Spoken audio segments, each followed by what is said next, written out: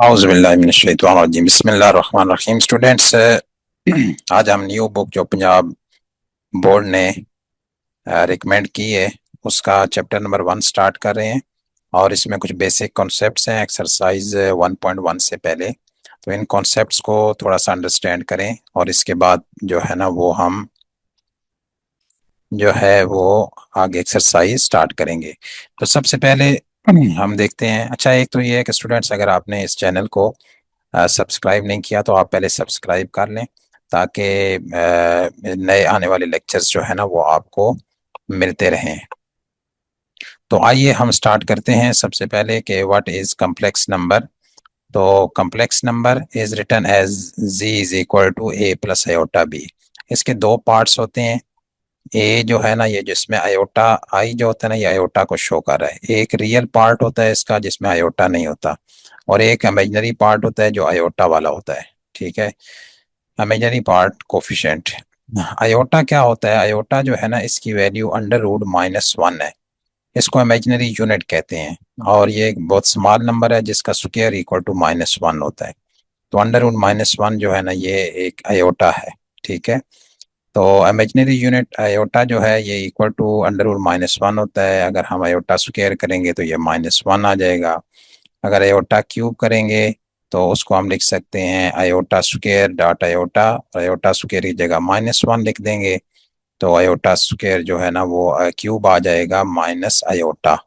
ठीक है, iota square की जगह -1 लिख दिया क्योंकि आयोटा क्यूब में 3 आयोटा होंगे ना, दो आयोटा जो है ना वो आयोटा स्क्वायर -1 बन जाएंगे और एक आयोटा रह जाएगा। और अगर आयोटा 4 करें हम तो वो क्योंकि आयोटा स्क्वायर का स्क्वायर हो जाता है तो -1 का स्क्वायर जो है ना वो इक्वल टू +1 आ जाएगा।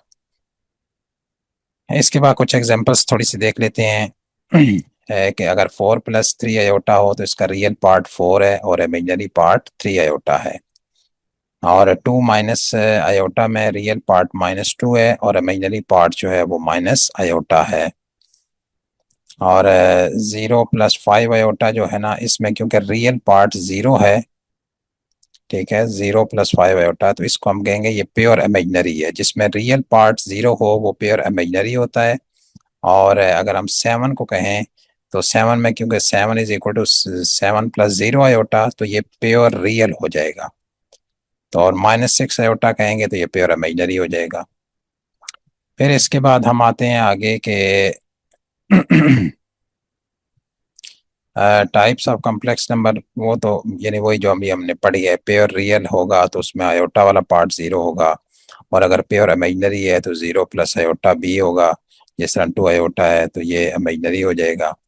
और जनरल कम्प्लेक्स नंबर जो होते हैं ना वो a + आयोटा b की फॉर्म में होते हैं। अब इनके ऊपर बेसिक ऑपरेशंस हम देखते हैं, इनकी एडिशन किस तरह होती है, मल्टीप्लिकेशन वगैरह। तो उसके लिए चलें इसके इधर से देखते हैं हम इसको कि बेसिक अर्थमेटिक ऑपरेशंस जो है ना, अगर हम दो कम्प्लेक्स नंबर लें, एक z1 है a + आयोटा b और एक z2 लें c + आयोटा d या c + d आयोटा। आयोटा को पहले लिखें या बाद में कोई फर्क नहीं पड़ता। अच्छा, इनकी एडिशन जब हम z1 + z2 करेंगे तो पहले हमने लिखा है a + b आयोटा और प्लस z2 की वैल्यू लिखी है c + d आयोटा। तो रियल को रियल में ऐड किया जाएगा, ए और सी को ऐड करेंगे। इसी तरह इमेजिनरी जो है वो आयोटा बी और आयोटा डी में बी और डी को ऐड करेंगे। ठीक है, तो कंबाइन इमेजिनरी पार्ट्स। तो z1 + z2 आ जाएगा आपके पास। ये जो a और c ऐड होगा, रियल को रियल में ऐड करेंगे तो a + c, और आयोटा b को आयोटा d में ऐड करेंगे और आयोटा कॉमन ले लेंगे तो b + d आयोटा। तो इसमें ये रियल पार्ट है और ये इसका इमेजिनरी पार्ट है।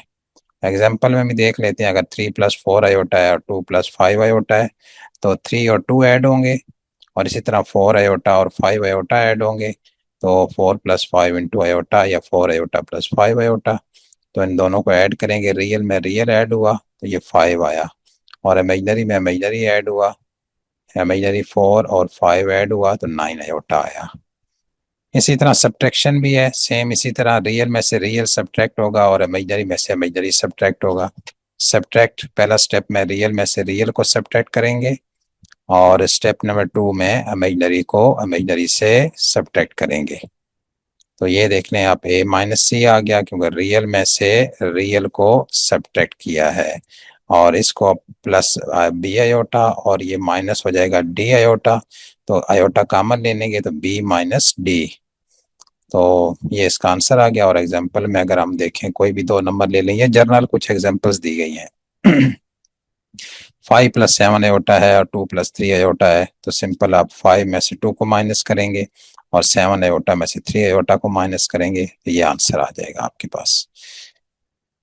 इसके बाद अगर हम इनकी मल्टीप्लिकेशन करें z1 डॉट z2, तो a प्लस आयोटा b और c प्लस आयोटा d, पहले a को ना दोनों से मल्टीप्लाई करें। a को फर्स्ट से मल्टीप्लाई किया a c आ गया, a को सेकंड से मल्टीप्लाई किया a d आयोटा आ गया, b आयोटा को फर्स्ट से मल्टीप्लाई करें तो b c आयोटा आ गया, और बी आयोटा को सेकंड से मल्टीप्लाई करेंगे तो बी डी आयोटा स्क्वायर। और आयोटा स्क्वायर जो है वो क्योंकि इक्वल टू -1 होता है, तो इसलिए इसकी जगह आप -1 पुट कर देंगे।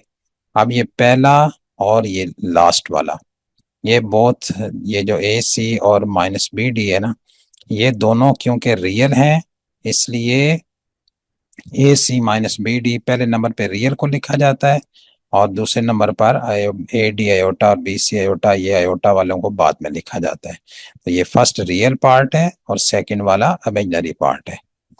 तो इसकी एग्जांपल भी देख लेते हैं। ये एग्जांपल है इसकी, 2 + 3 आयोटा और 4 + 5 आयोटा, बिल्कुल ए सी और बी डी, जिस तरह ये ए है, ये बी है, ये सी है, ये डी है, तो इसी तरह मल्टीप्लाई कर लें इसको।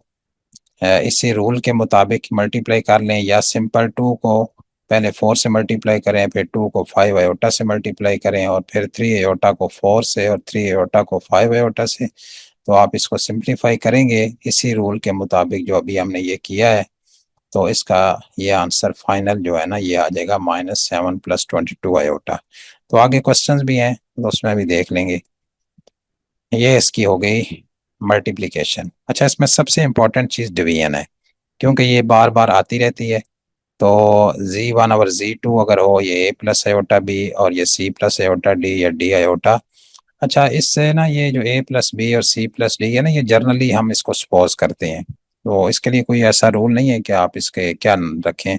तो आप ये भी कर सकते हैं a1 + b1 आयोटा और a2 + b2 आयोटा, इससे कोई फर्क नहीं पड़ता, ये जर्नल प्रूफ होते हैं।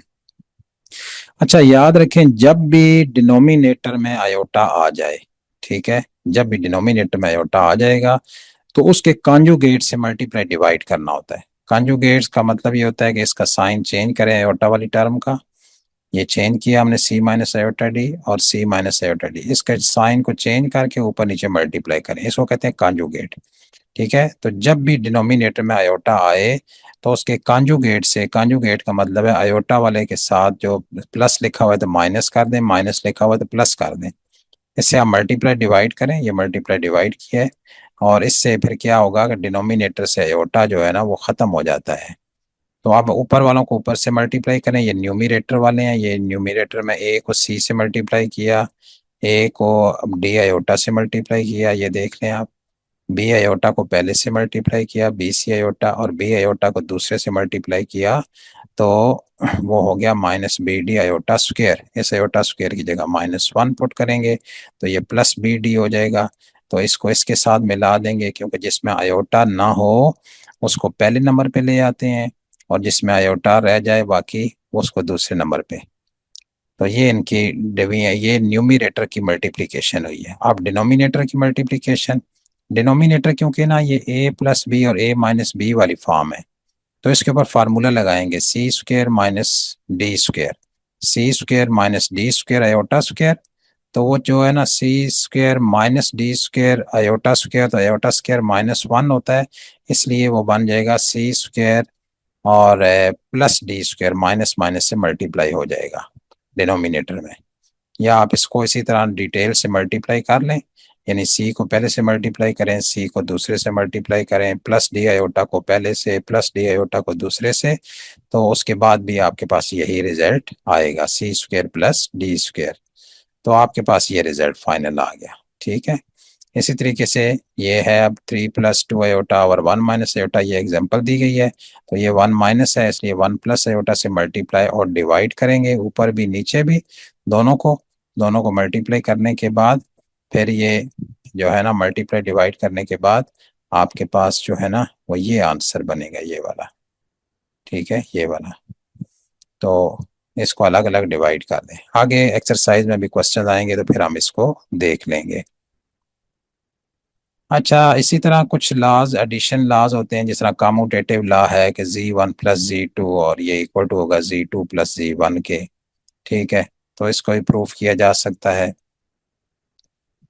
ये लेफ्ट हैंड साइड ली है, इसका ये आंसर आया। राइट हैंड साइड ली है तो ये आंसर आया है, यानी Z1 + Z2 की है। तो ये आंसर जो ऊपर भी हमने किया हुआ था, और Z2 + Z1 में है कि ये C पहले आ जाएगा, इसके बाद आ जाएगा, तो इससे कोई फर्क नहीं पड़ता।